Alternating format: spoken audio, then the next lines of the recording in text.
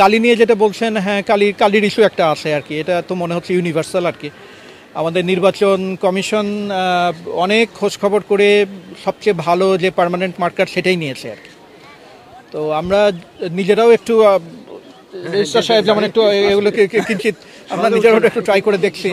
যেটা হচ্ছে যে একটু যদি শুকানোর সময় দেওয়া হয় তাহলে মার্কটা একেবারে মুছে যাচ্ছে না, কিন্তু লাগানো মাত্রই যদি ঘষাঘষি করা হয় তাহলে হালকা হয়ে যাচ্ছে, এই কথাটা ঠিক আর কি। তো তবে যেইটা আমি সবাইকে মনে রাখতে বলবো যে আসলে ইলেকশনটায় যারা ভোটার তাদের পরিচয় নিশ্চিত করা এবং তারা ভোট দিয়েছে কিনা এটা অনেকগুলো ধাপে হচ্ছে আর কি, এবং অনেকগুলো ধাপের ভিতরেই কালি দেওয়ার ধাপটা হচ্ছে একটা। যারা ভোট দিচ্ছেন তাদের ছবি এবং ভোটার কার্ডের সাথে মিলিয়ে তাদের স্বাক্ষর সহ তারপরে তাদেরকে ব্যালট পেপার দেওয়া হচ্ছে, সাইন ব্যালট পেপার আর কি।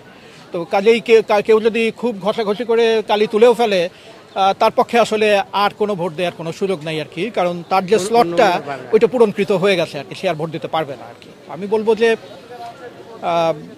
এই একটু শুকানোর সময় দিলে বোধহয় এই সমস্যাটা এতখানি থাকবে না আর কি।